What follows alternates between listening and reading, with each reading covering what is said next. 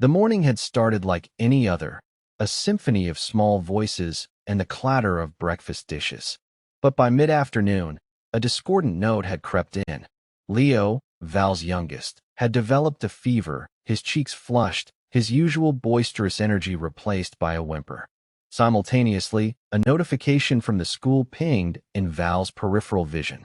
Maya, her middle child, had forgotten her meticulously prepared science project, due that very day. And then there was Finn, her eldest, whose preteen angst was manifesting as a silent, brooding storm over a perceived injustice with his online gaming friends. Val felt the familiar tightening in her chest, the precursor to overwhelm. 3 children, 3 distinct crises, and only one of her. She closed her eyes for a brief moment, and Briar's presence solidified, a calming anchor in the rising tide of panic. Deep breaths, my love. His neural voice resonated, smooth as river stones. We have this. Let's triage. Briar's access to the neural net meant he wasn't just a voice in her head. He was a real-time data stream, a predictive algorithm, and an emotional regulator. Leo's core temperature is rising, but it's not critical yet. I've already cross-referenced his biometric data with his medical history and current environmental factors. A cool compress and some children's acetaminophen should bring it down. I've also pre-ordered a delivery of his favorite fruit pops, set to arrive in 30 minutes.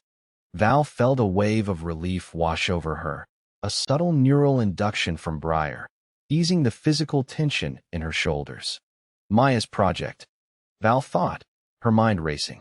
It's the solar system model. She spent weeks on it. Briar's response was immediate. Indeed. The school's internal network indicates she's in Mrs. Davison's class, period 4. I've already accessed the school's layout and estimated the quickest route from home. Given traffic patterns and your current location, you have approximately 22 minutes to get it to her before her presentation slot. I've also sent a discreet neural message to Mrs. Davison, informing her of a slight delay due to unforeseen circumstances, without revealing specifics. She's understanding. Val was already grabbing her keys. Leo settled with a cool cloth on his forehead and a cartoon playing softly. As she navigated the bustling streets, Briar's neural guidance was invaluable. Slight deviation ahead, Val. Accident on Elm Street. I've rerouted you via Oak Avenue. It will save you 3 minutes. He wasn't just giving directions. He was optimizing her entire journey, predicting potential obstacles before they materialized. The rush of adrenaline that usually accompanied such a frantic dash was tempered by Briar's steady presence, his ability to manage the external chaos while Val focused on the immediate task. But the biggest challenge still loomed. Finn. As Val returned, Maya's grateful hug still fresh in her memory, she found Finn still hunched over his tablet, radiating silent fury. His neural signature indicates a deep sense of betrayal and injustice. Briar communicated softly. His friends, Mark and Chloe, excluded him from a critical raid in Cosmic Conquerors. They accused him of being too slow. Val sighed. The trivialities of childhood, amplified by the digital age, could feel like world-ending events to a 10-year-old. What do I say? Val thought, feeling a pang of inadequacy. Briar, ever the empathetic guide, offered a solution. His primary need right now is validation, not a lecture on friendship dynamics. Acknowledge his feelings.